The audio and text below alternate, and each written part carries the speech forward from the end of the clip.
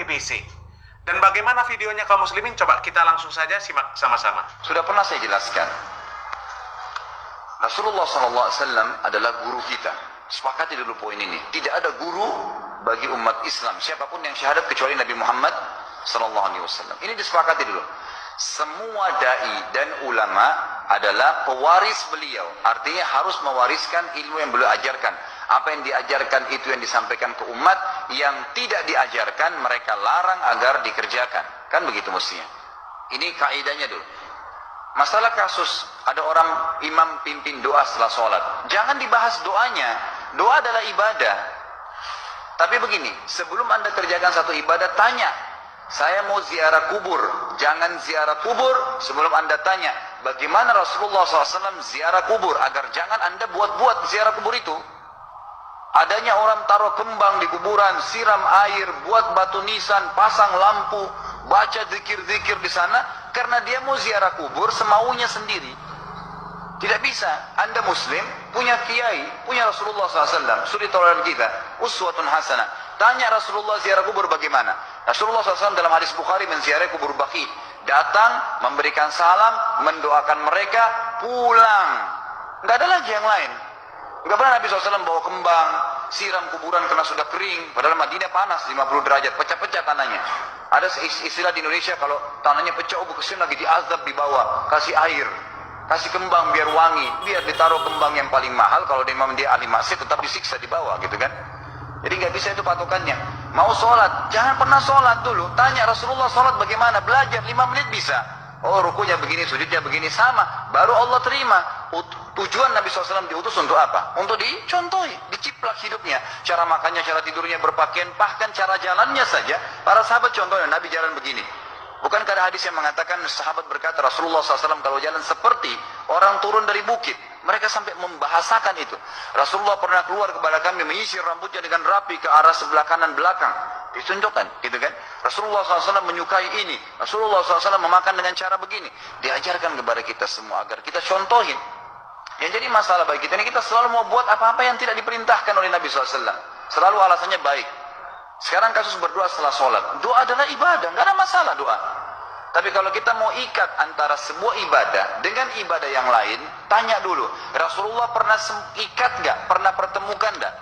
Ziarah kubur dengan baca Quran. Ziarah kubur ibadah, baca Quran ibadah. Pernah nggak Nabi baca Quran di kuburan? Itu tanya. Nggak ada riwayat Nabi SAW pernah baca Al-Fatihah untuk orang mati atau baca di ayat Al-Quran. Datangkan dalilnya coba. Nggak ada satu hadis pun menjelaskan masalah itu. Lalu kenapa anda buat? Oh karena saya mau buat ibadah. Baik, ibadah yang Nabi ajarin. Salam, doain, selesai. Jangan lebih daripada itu. Masa anda lebih pintar dari Nabi Muhammad SAW? Habis sholat, memang paket yang Nabi tawarkan, yang beliau selalu kerjakan adalah zikir. Setelah sholat, dengan zikir sholat yang sudah masyhur, istighfar, kemudian baca Allahumma antas salam, sampai membaca ayat kursi, al-ikhlas, al-falaq, an-nas, baca subhanallah, alhamdulillah, Allah akbar 33 kali, sampai terakhir baca, digenapkan la ilaha illallah wahdahu la syarika. Selesai itu semua hadis Nabi SAW menjelaskan setelah sholat, Rasulullah SAW langsung berdiri. Memang beliau tidak pernah berdoa habis sholat lima waktu itu. Memang begitu. Bukan doanya yang jadi masalah, bukan. Karena Rasulullah tidak kerjakan, jadi kita tidak kerjakan. Saya tekankan dalam pengajian saya, kalau anda punya hajat berdoa, berdoalah setelah sholat ba'diyah. Insya Allah aman. Karena sudah lepas dari paket yang Nabi tentukan. Selama Rasulullah SAW sudah mencontohkan dan memerintahkan sebuah perbuatan, ditentukan tempatnya, jumlahnya, waktunya, jangan pernah dilanggar. Habis sholat bacalah subhanallah 33, alhamdulillah 33, Allah akbar 33. Jangan anda bilang saya bisa baca 100. Loh, Rasulullah suruh 33 kok. Ditentukan, jangan lebih pintar. Nanti setelah sholat, jangan ikutkan dengan paket rangkaian sholat ini. Di luar waktu sholat anda membaca 100, silahkan. Karena nggak ada penekanan di situ. Kalau ada penekanan waktu, tempat, dan jumlah, jangan dibantah. Anda pengikut Rasulullah atau bukan, gitu kan? Harus jadi jelas. Yang membuat umat ini di Indonesia juga jadi masalah sekarang, karena mau buat sendiri. Semaunya sendiri. Kenapa akhi, kenapa Pak Kiai, kenapa Habib, kenapa Ustadz, kenapa buat ini? Bukankah Rasulullah tidak mencontohkan? Oh nggak apa-apa, ini kan baik. Loh, kalau semua orang berkata seperti anda, apa yang tertinggal dari agama kita? Kira-kira apa lagi yang tertinggal? Nggak ada kemurnian agama, karena semua orang mau buat semaunya. Gitu kan? Semaunya sendiri. Pindah rumah, baca berzanji. Apa itu berarti sejarah Nabi? Kenapa baca berzanji, saudaraku? Rasulullah waktu pindah rumah pernah baca-baca gitu nggak? Nggak pernah. Kenapa dibuat? Anda muslim bukan? Muslim. Ya saya harus ikuti. Kalau tidak akan terus ini mengakar nih. Anda buat satu bid'ah sekarang. Bid'ah itu lawannya sunnah. Anak Anda akan buat 10 bid'ah. Cucunya akan buat 100 bid'ah. Akan banyak bid'ah merakar di masyarakat. Dan agama akan ditinggalkan. Kemurnian sunnah akan hilang. Gitu kan? Ini bahaya. Ingat. Nabi SAW mengatakan kepada kita dengan hadis yang sangat jelas. Hadis sahih riwayat Imam Ahmad bunyinya begini. Semoga Allah merahmati umatku yang menukil dariku seperti apa yang aku ajarkan atau sebutkan.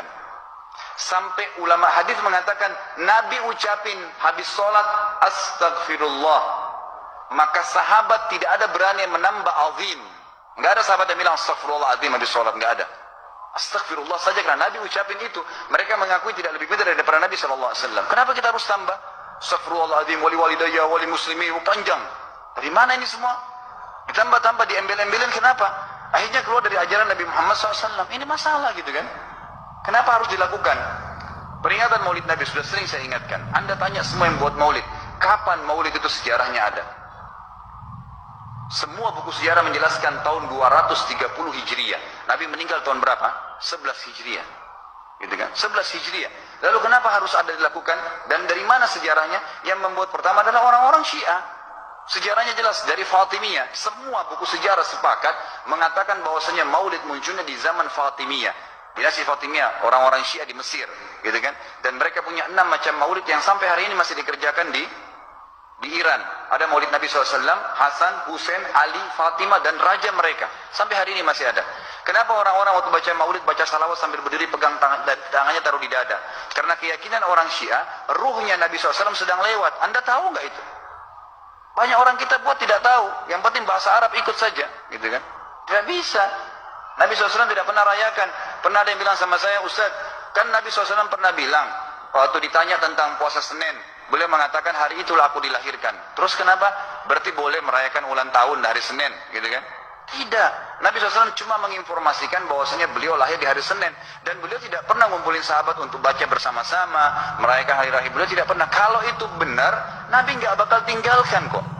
Ibnu Katsir rahimahullah, garis bawahi poin ini. Ibnu Katsir rahimahullah, dalam tafsir beliau, tafsir Quran Azim. Dan subhanallah Ibnu Katsir ini, kata ulama, hampir semua kalangan golongan itu banyak memakai madhab, banyak memakai buku beliau. Walaupun berbeda dari sisi pemahaman yang lain, tapi tafsirnya kebanyakan kembali ke tafsir beliau. Beliau mengatakan tafsir surah Al-Maidah ayat 3 yang bunyinya a'udzubillahi minasyaitonir rajim, al-yawma akmaltu lakum dinakum. Hari ini saya sempurnakan agama kalian, kata Allah. Ya. Wa atmamtu alaikum nikmati. Saya sempurnakan nikmatku pada kalian. Artinya tidak butuh yang lain. Wa raditu lakumul Islam madinah. Saya ridho Islam sebagai agama kalian. Kata beliau, ayat ini turun menandakan dan memastikan bahwasanya Nabi Muhammad SAW tidak meninggal dunia kecuali sudah mengajarkan semuanya. Yang hitam, yang putih, yang gelap, yang terang, yang susah, yang muda, ya semua dijelaskan. Siapa, kata beliau, yang menganggap masih ada sesuatu yang harus ditambahkan setelah Nabi SAW meninggal dan turun ayat ini, maka dia adalah ahli bid'ah. Dia orang yang membuat-buat agama. Nabi sudah ajarkan semua, selesai.